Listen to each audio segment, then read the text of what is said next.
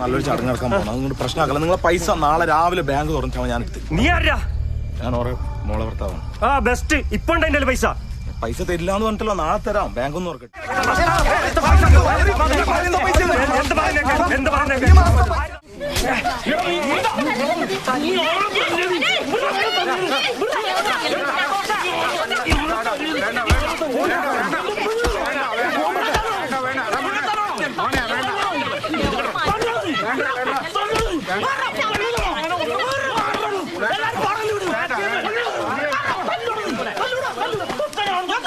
വിജയേട്ടാ